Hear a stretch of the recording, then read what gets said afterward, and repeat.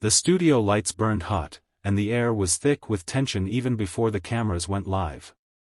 Donald Trump sat rigid in his chair, his familiar scowl plastered across his face, waiting for his turn to pounce. Across from him, Denzel Washington leaned back, calm but sharp-eyed, the kind of look that warned everyone he wasn't here to play along with anyone's script. The host tried to ease into the segment with a polite introduction, but the room was already bracing for impact.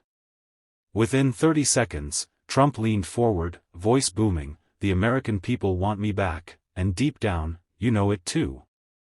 His words were heavy with that trademark bravado. But Denzel didn't flinch. Instead, he tilted his head slightly, let a half-smile form, and then fired the line that would instantly trend worldwide, "We won't make you president." The audience gasped so loud the microphones nearly clipped. Trump's face flushed red instantly, like someone had just ripped the ground from under him. "Excuse me," he barked, slamming his hand on the table. The sound echoed through the studio like a gavel. Denzel didn't raise his voice. He didn't need to. His calmness only magnified the weight of his words. "You think America owes you the chair," Denzel continued, his voice steady, cutting. "But what you've given back is chaos, division, and fear. That's not leadership, that's a performance. And performances don't make presidents." The audience broke into a mix of shocked silence and scattered applause. Trump waved his hand at the crowd angrily, trying to drown out the noise, shouting, "That's a lie. A total lie. Nobody's done more for this country than me." His words were fast, desperate, dripping with the need to reclaim control. But the damage was done. In less than a minute, Denzel had flipped the narrative. And as the cameras zoomed in, you could see it clearly, Trump wasn't just angry. He was rattled. Trump's chair screeched against the studio floor as he shifted forward, jabbing a finger in Denzel's direction. His voice thundered, "You don't get to decide who becomes president. The people love me, they're chanting my name every day across this country. You think Hollywood applause means more than real Americans?" His words shook the air, but Denzel remained unfazed, his calm almost mocking against Trump's fury. Denzel leaned in slightly, his eyes narrowing, and spoke in a measured, deliberate tone that felt like a blade slicing through the noise. "Real Americans are tired of the circus, Donald. They're tired of watching you turn every platform into your personal stage. This isn't about Hollywood. This is about dignity. And dignity doesn't scream." The crowd erupted, half cheering, half booing, the split mirroring the nation itself.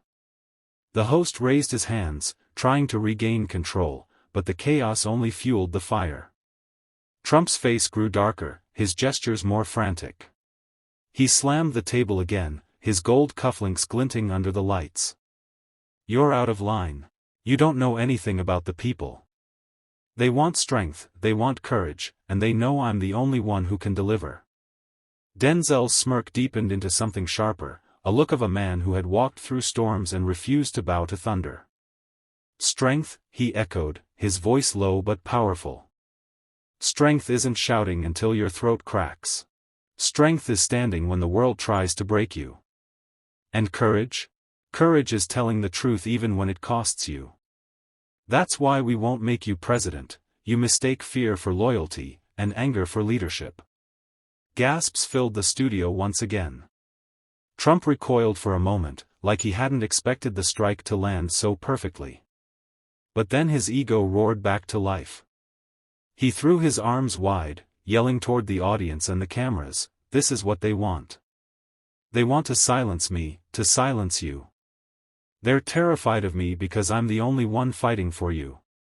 But for the first time, his voice cracked, not with passion, but with desperation. And the viewers at home could feel it. Denzel hadn't just challenged Trump. He had peeled away the armor, showing the man underneath. The studio lights bore down, exposing every twitch on Trump's face as he tried to recover his footing. He leaned back, forced a smirk, and wagged his finger at Denzel. "You actors think you're philosophers. You memorize scripts, you win awards, and suddenly you believe you understand politics. You don't. You've never had to negotiate with world leaders, never had to take the hits I've taken for this country. You sit in your Hollywood mansion and preach. Denzel didn't flinch. Instead, he let Trump's words hang in the air, soaking in the self-praise. Then, he tilted his head, almost pitying. Donald, you don't take hits for this country. You take applause for yourself. There's a difference. Leaders bleed quietly, carry scars the public never sees. You broadcast every paper cut and call it a war wound. That's not sacrifice, that's performance. The crowd gasped. Some clapped instantly, others hissed in protest. The sound was jagged, electric, like the room itself was split down the middle. Trump slammed his hand against the table once more, his voice booming. That's rich, coming from you. Mr. Millionaire actor, talking about sacrifice? What have you given up? What have you lost?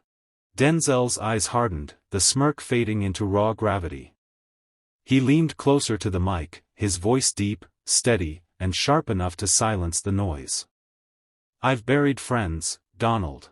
I've walked neighborhoods where mothers cry themselves to sleep because their sons never come home.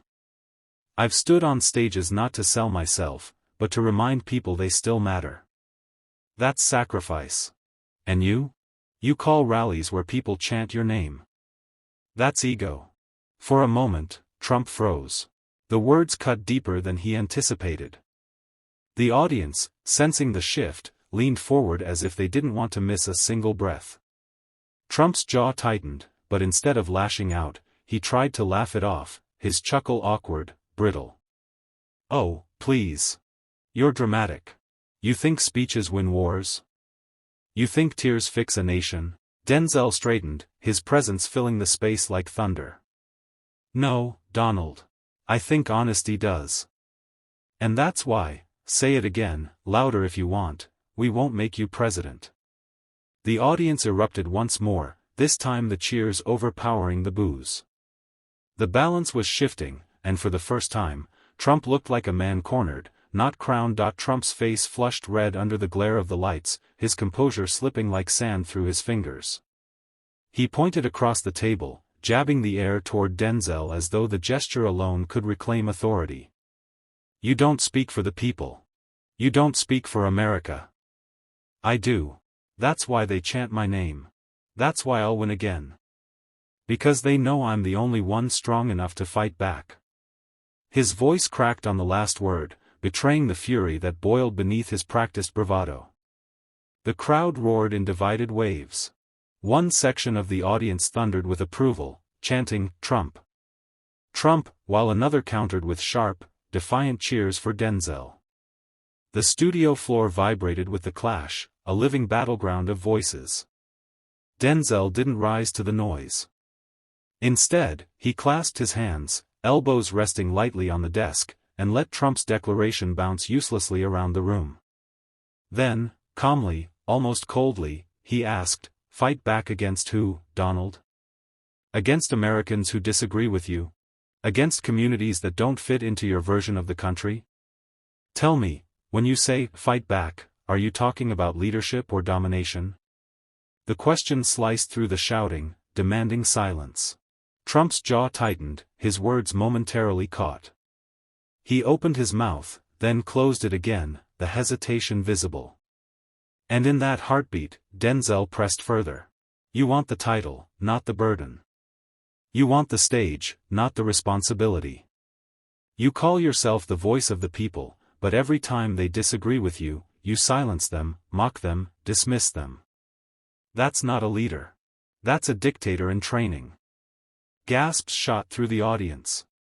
Even the moderators looked stunned, their hands twitching near their microphones as if ready to intervene. Trump slammed his hand flat on the desk so hard the microphones buzzed. I am not a dictator. That's a disgusting lie. I am the most persecuted man in America, and yet I'm still standing. That's strength. That's leadership. Denzel leaned back, a slow smile forming, not out of amusement but out of certainty. Strength isn't how loud you yell when you're cornered. Strength is knowing you don't own America. You serve it. And Donald, you've never served anything but yourself." The studio exploded. Cheers, boos, applause, shouts, every sound colliding until it was impossible to tell where support ended and outrage began. But through the chaos, the cameras caught Trump's trembling hand on the desk, the first undeniable crack in the armor he wore so proudly. Trump shot up from his chair, his shadow looming across the desk as though sheer height could restore the ground he had lost. His voice boomed, sharp and unrestrained. "You think you're the voice of this country, Denzel? You're nothing but an actor playing pretend. This is real life, this is politics, and you don't belong in it." His words lashed out like a whip, desperate to reframe the battlefield. The crowd erupted again, half jeering, half roaring in approval. The tension inside the studio snapped like static electricity, the atmosphere crackling with the danger of words becoming something heavier. But Denzel didn't flinch. He tilted his head slightly, eyes locked on Trump with the steady, piercing calm of a man who had already seen through the performance. He let the noise run its course before answering in a voice that was steady, clear, and merciless. "Donald, you're right about one thing, I'm an actor. And do you know what actors do? We reveal truth through performance. We expose what others try to hide. And right now, you're on the biggest stage of your life, performing for the cameras, for your base, for history itself. But the truth is leaking through every crack in your performance. And the truth is, you're terrified of losing control." The audience gasped as if struck. Trump's lips twisted into a snarl, but no immediate retort came. He gripped the edges of the desk, knuckles blanching, his silence speaking louder than any insult he could muster. Denzel seized the pause, leaning forward so the lights reflected off his face, intensifying every word. "You say I don't belong in politics. Maybe not. But maybe it takes someone outside your game to call it what it is, a scam. You've built towers, Donald, but you've never built trust. You've built crowds, but you've never built unity.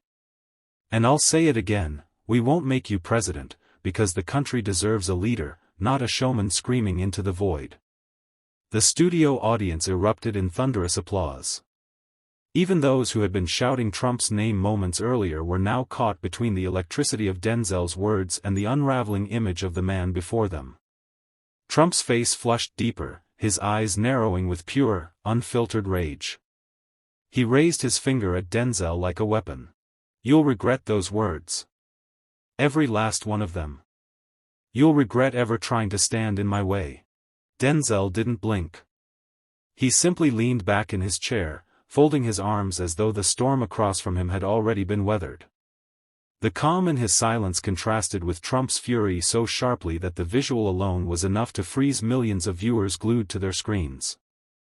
Trump leaned hard against the desk, his fist clenched, his voice breaking into a growl. "Denzel, you're just an actor.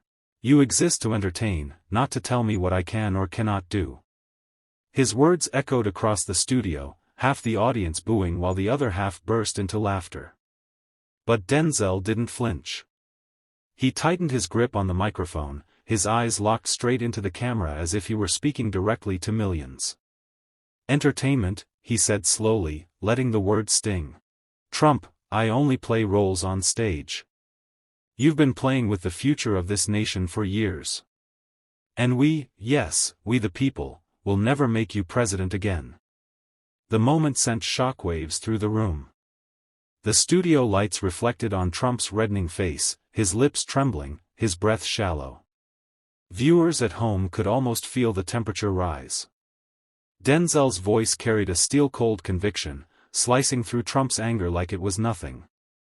The audience, though divided, knew they had just witnessed a line that would live on beyond this debate, beyond this night, a line that could define an entire election. Trump shot up from his chair, finger jabbing toward Denzel like an accusation hurled in front of the nation. "You don't get to tell me what the people will or won't do. I will be the greatest president this country has ever had." His roar echoed, but it landed hollow.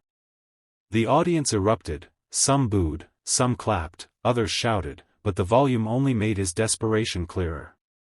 Denzel leaned forward, his tone calm but sharp enough to cut. Trump, your problem is simple, you forgot the people. You thought that chair belonged to you. But here's the truth, that chair belongs to them. And they've already turned their backs on you. The words landed like a hammer. The camera zoomed in, splitting the screen between Denzel's steady, composed face and Trump's twisted, furious expression.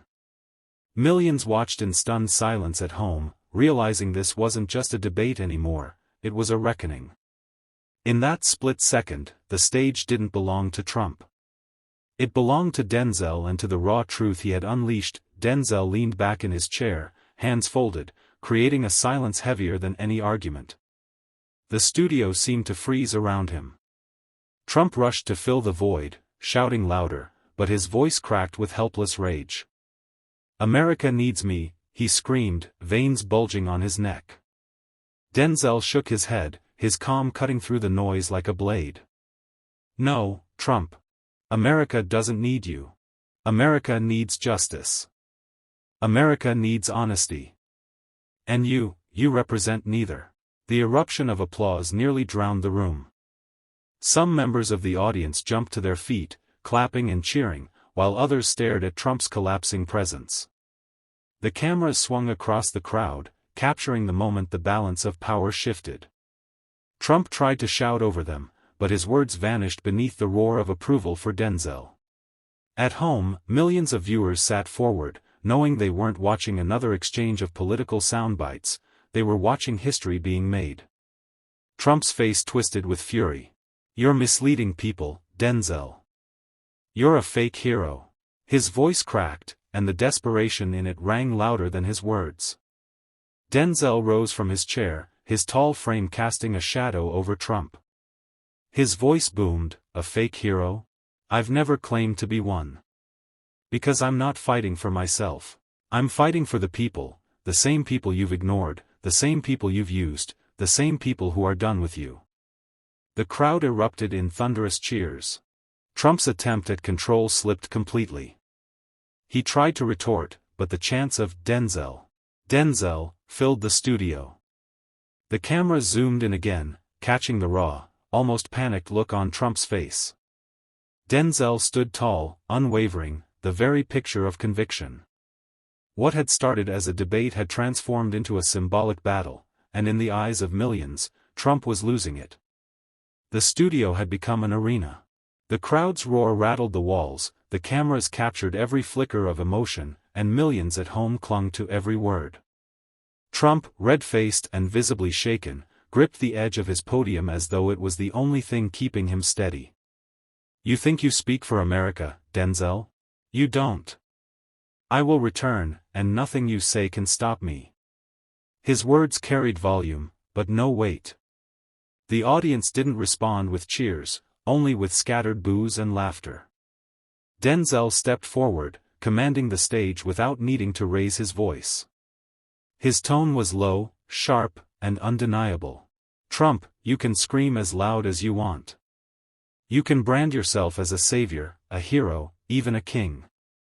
But here's the truth, leadership isn't about noise. It's about trust. And the trust you once had? You burned it. He paused, letting the silence drag Trump into it. Then, with deliberate precision, he delivered the line that shook the nation, "We will not make you president. Not today, not tomorrow, not ever." The words detonated like an explosion. The audience leapt to their feet, a wave of applause and chant surging through the studio. Trump's jaw fell open, caught between rage and disbelief.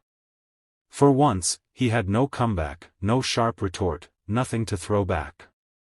The camera zoomed in on his face, exposing the rarest sight, Donald Trump, silenced.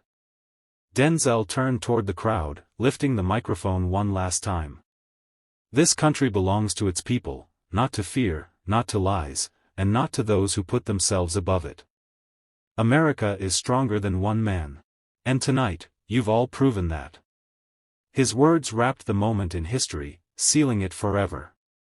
As the broadcast cut to black, one thing was certain, the debate would be remembered not for Trump's fury, but for the night Denzel Washington drew a line in stone, a line America would not forget.